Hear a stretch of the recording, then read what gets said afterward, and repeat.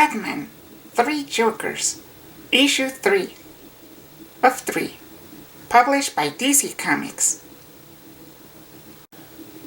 Big spoilers alert for this review. This is the conclusion to Geoff Johns, Jason Fabok, and Brad Anderson's Black Label miniseries. As usual, Jason Fabok and Brad Anderson excel in the art. This book looks amazing. If anything, one could buy this book solely for the artwork. As for the story, in this chapter, we learn Red Hood was a red herring, with the two Jokers kidnapping Joe Chill to make him the new Joker instead. And so, Batman, Batgirl, and Red Hood head over to the Monarch Theater, which is a derelict building that Bruce and his parents last visited the night of their murders. Notably, Batgirl, who came out of her crippling encounter with the comedian Joker much stronger, ended up entering the theater from the rooftop, whereas the badly traumatized Red Hood, who ended up worse because of his encounter with the Joker, he ended up entering the building from the side alley at the bottom. That could be symbolic of heaven and hell in a way, with Barbara's rooftop entrance fitting her being the voice of reason and the closest one to heaven and hope, with Red Hood being the complete opposite, being perdition, damnation, and everything bad. Meanwhile, Batman faces off against the criminal Joker, aka the Golden Age 1940 Joker, the original one. And Batman ends up saving Joe Chill's life, just as the building catches on fire due to some chemicals exploding. It was very action-packed and exciting, reminding me of the 90s Batman cartoon. Saving Joe also allowed Batman to finally forgive him for murdering his parents, and it gave them both closure. Excuse me. Can I take this off? Okay.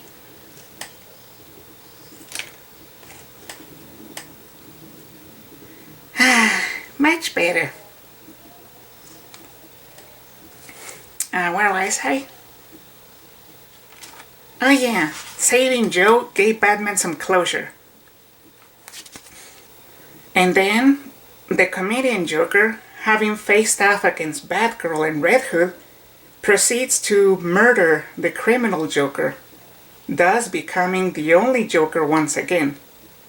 This last surviving Joker is notable for being the antagonist of Alan Moore's The Killing Joke, and he was also the Joker who appeared during Scott Snyder's Batman run in the New 52. He was the one who cut off his face and ended up being reborn in Dionysium, the liquid metal found in the Batcave that ended up being one of the 5 metals that opened the portal to the Dark Multiverse, from where Barbados came from. During issue 2, we also got a hint. During issue 2, we also had references to the Killing Joke and how the Joker's backstory, when he was a comedian, that he had a wife and a child, and how both of them ended up dying in a freak accident. And then the freak accident is what led the Joker to working with those criminals as the Red Hood, and ultimately he ended up falling into a vat of acid and becoming the Joker. It is strongly hinted that the Golden Age Joker, the one that historically was the original, he actually was not the original. It seems that the Killing Joke Joker was the original one, and he ended up creating the Golden Age Joker, which is weird because the criminal Joker was much older than the other two. Oh well. And so we ended the story with the reveal that Batman had a hand in the accident that killed the wife and son of the Joker. It turns out the Joker, when he was a regular crook, he was a very abusive husband, and so his wife asked the cops for help, and Bruce Wayne was among the cops who ended up, and Bruce Wayne in disguise was among the cops who ended up faking the demise of the Joker's wife and son in order to send them to Alaska where they could live out happy lives in something very similar to witness protection program.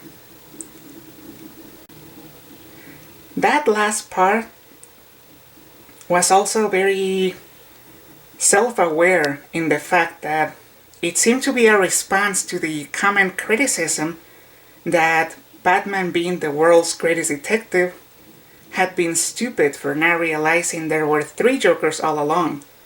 But alas, here they show that Batman did in fact know right away who the Joker was, and knew that the other 2 were imposters.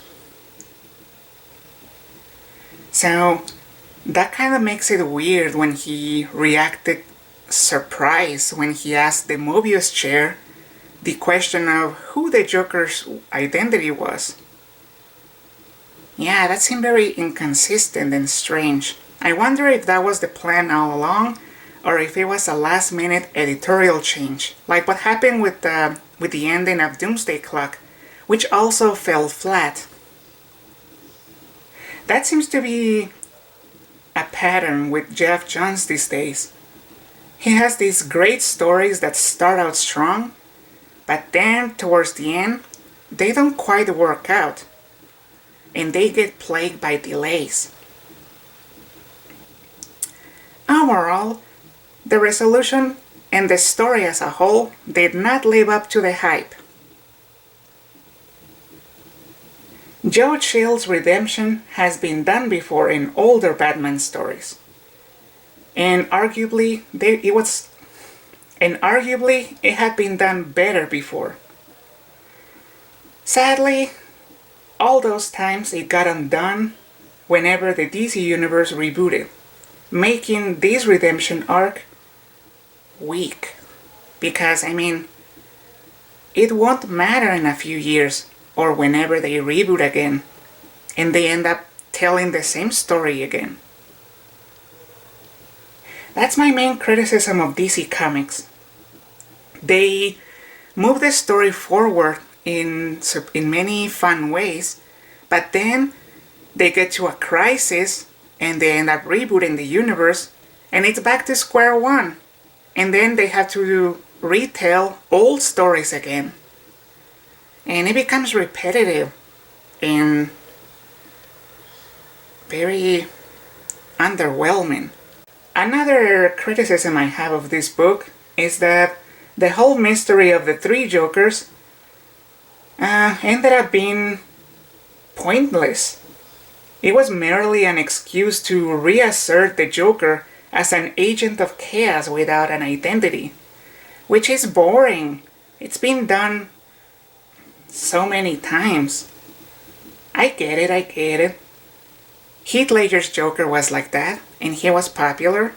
The Killing Joke Joker was like that as well, but that was over 30 years ago. You cannot keep making the Joker the same. Before The Killing Joke, the Joker was complex and very multifaceted. For an Elseworld story, it failed to be groundbreaking. Had it been in continuity, it might have carried some weight.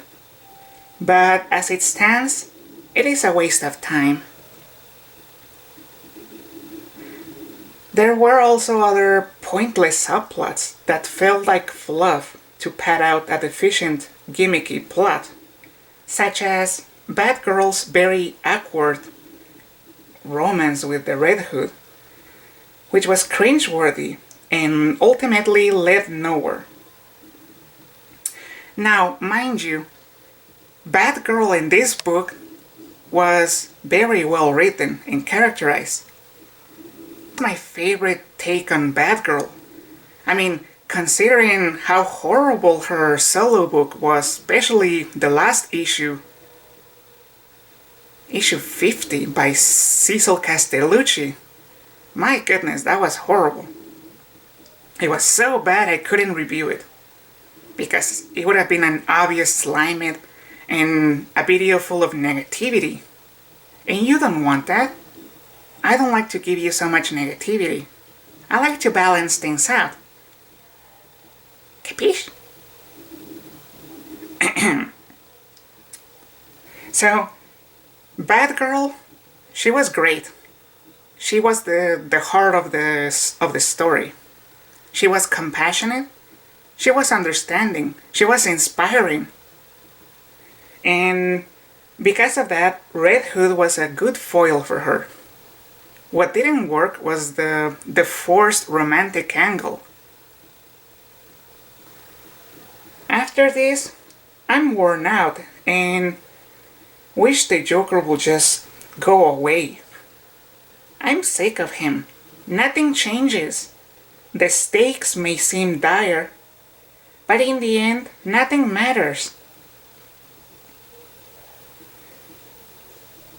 DC seems to be afraid of letting the story of Batman progress, as it had done so in the 1970s and 80s prior to Crisis on Infinite Earths. This nonsense of keeping the status quo unchanging and the characters forever being young ends up robbing the story of any importance.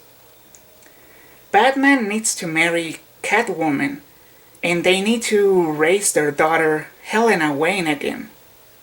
The 1970s and 80s were my favorite years for Batsy, as we finally got to see him grow old, and we finally saw a positive payoff to his years of battling crime.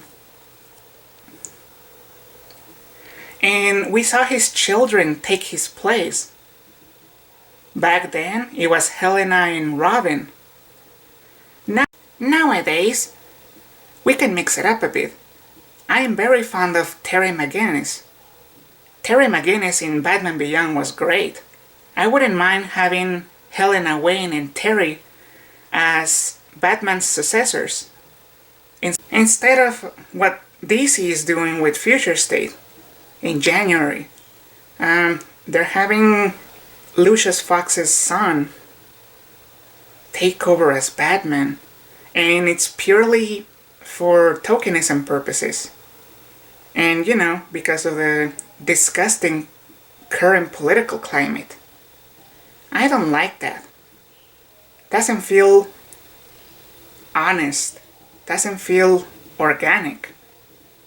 As I said, an organic progression of the story would involve either Dick Grayson or Terry McGinnis or Helena Wayne taking over as Batman or Batwoman or Huntress. Something like that. The 1970s and 80s already did a fantastic job with the future. Why not revamp that instead? Nothing that they have announced for 2021 interests me from DC Comics. So far. As for my final rating, this is difficult. This is difficult. The artwork is fantastic, so I don't recommend it per se, but if you like great artwork, go ahead and buy Batman 3 Jokers issue 3. It is very graphic. I mean, what do you expect? It's a black label book for mature readers. Story-wise, I am not a fan of it. So, sorry about this, but slime it.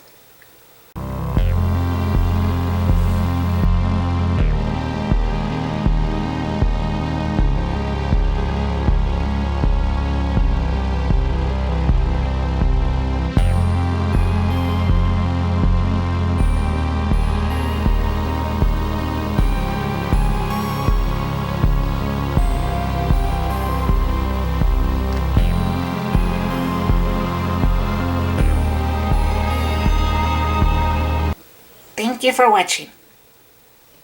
And Feliz Día de los Muertos. Happy Day of the Dead. See you next time. Au revoir.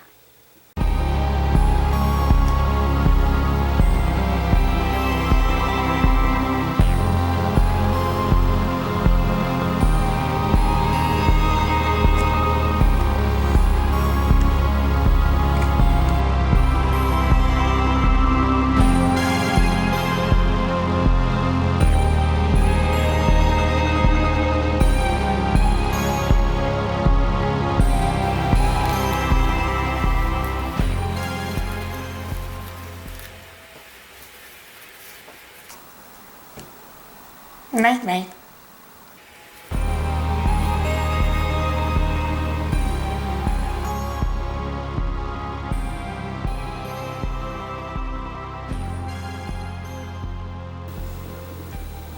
Batman 3 Jokers, Issue 3, published by DC Comics. Oops.